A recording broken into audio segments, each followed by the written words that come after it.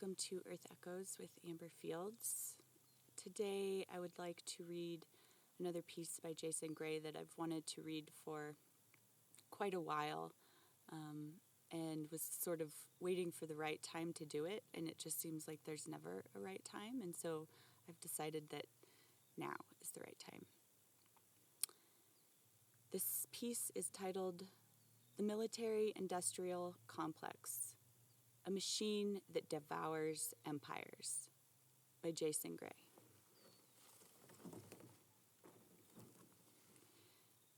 It begins with a simple lie, cloaked in the language of security, whispered through the halls of power.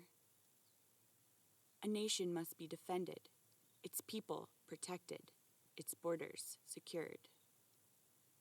Beneath the surface of that noble assertion is a machine older than most empires, more efficient than any army, and more insatiable than war itself. It is not just a structure, it is a system, a syndicate, a ritual of endless consumption. Its name was once spoken by a departing American president as a warning. Today, it is a prophecy fulfilled. The military-industrial complex. What is it? The term military-industrial complex was first popularized by U.S. President Dwight D. Eisenhower in his farewell address in 1961. He warned the nation that an unholy alliance between the military establishment and the arms industry could become a force that would warp democratic processes, mislead the public, and seek perpetual conflict for profit. The warning was ignored. The very speech that delivered it became a historical footnote, while the machinery it described expanded into a global, spanning hydra. At its core, the military-industrial complex is a triad. Government and military leadership, private defense contractors and weapons manufacturers, congressional and political enablers. Together, these three pillars form a revolving door of power, profit, and propaganda. Retired generals become defense executives. Former lobbyists shape policy. Politicians receive campaign donations in exchange for approving trillion-dollar defense budgets. All of it is framed as patriotism. This is not patriotism. It is profit masquerading as duty. The engine of perpetual war. To understand the military-industrial complex, you must understand its fuel. Conflict. War is not seen as a last resort. It is the default state of the system. Even in times of relative peace, the complex finds ways to manufacture enemies, escalate tensions, and invent threats. Terrorism, cyber attacks, rogue states, pandemics, even space warfare. Each is a new theater in which the machine can expand. Where there is no real enemy, one will be created. This is why military budgets never shrink, even after wars end. This is why foreign policy is shaped not by peace, but by positioning. This is why entire regions are destabilized, not for democracy, but for defense contracts. Consider that the United States has over 750 military bases in over 80 countries. Consider that the United States spends more on defense annually than the next 10 nations combined.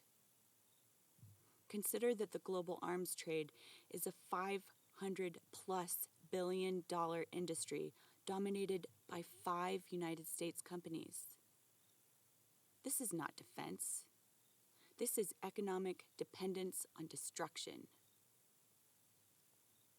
The invisible hand of the war economy. The military-industrial complex is not just about weapons. It is about everything that feeds the system: surveillance technology, intelligence agencies, private military contractors, logistics firms, AI weaponization, space militarization, cyber warfare companies, and media outlets that shape public opinion to justify all of it. Even the most innocuous industries get absorbed. Universities receive funding to develop military artificial intelligence. Video game companies normalize drone warfare through hyper-realistic shooters. News networks become megaphones for Pentagon talking points. Social media algorithms amplify fear, nationalism, and propaganda. It is a total war economy, one where the line between civilian and military is blurred, where peace is the enemy of profit, and it is global. From NATO contracts in Europe to Chinese warfare tech to Israeli defense exports to Russia's mercenary networks, the complex exists in every power structure. It is not just an American phenomenon.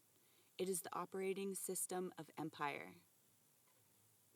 Psychological warfare, manufacturing consent.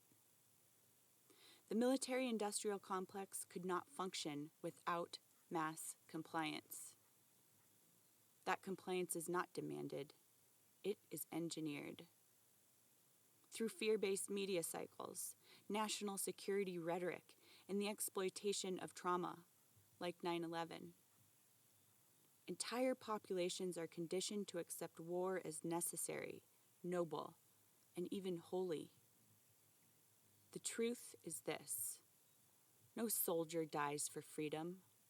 No drone strike liberates a child. No war ends war. These are illusions sold to sustain the system. Every flag-draped coffin, every war memorial, every thank you for your service is part of a carefully constructed mythology, a mythology that keeps young men and women enlisting, keeps voters passive, and keeps money flowing to Raytheon, Lockheed Martin, and Boeing. We are told we must support the troops. How often do we support their healing after? Their reintegration, their shattered minds and families. Supporting war is not the same as supporting those who survive it. The real cost. Beyond budgets, contracts, and ideologies, there's a deeper cost, a spiritual cost. The military-industrial complex deforms a civilization's soul.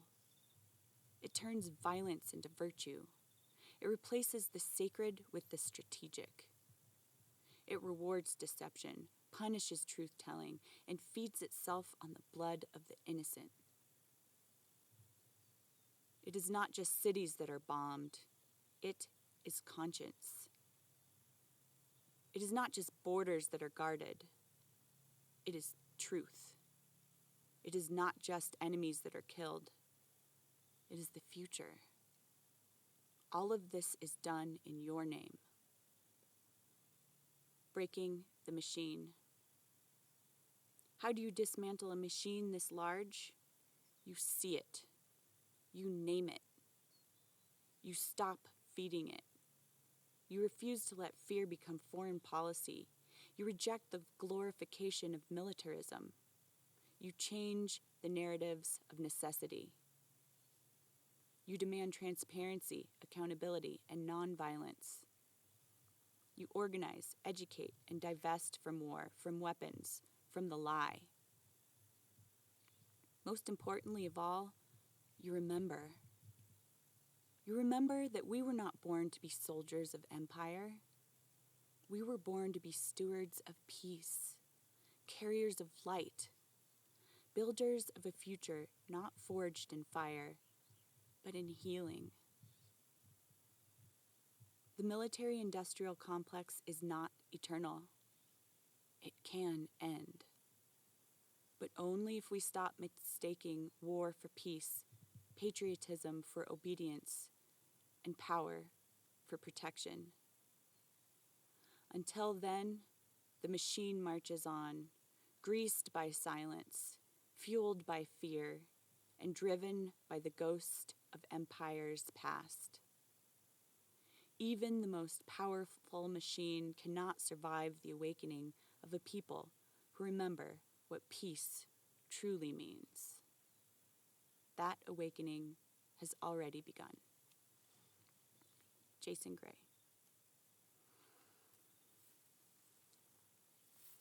Really powerful writing, and it's so pertinent these days. My whole life, it's just been one war after another, and the powers that be are doing it at our expense and with our money, with our tax money. And they don't listen to us when we say we don't want war. So it is important that we do what we can. I've completely divested what investments I had in the stock market because it is a war machine, ultimately, many of those companies. And it's a hard reality to face, but considering what's happening in Palestine, it's just such a tragedy. It needs to end. The killing of children needs to end. And I say this as someone with Jewish ancestry, with a grandmother who had crosses burned on her lawn for being Jewish and speaking Yiddish. The Palestinians do not deserve to be removed from their land. So it's easy to read a lot of Jason's work that's spiritual and really inspiring. But I think it's just as important to read these hard truths and to look at ourselves truthfully and honestly, because we're not going to reach the places that we want to reach until we can end the wars. Thank you.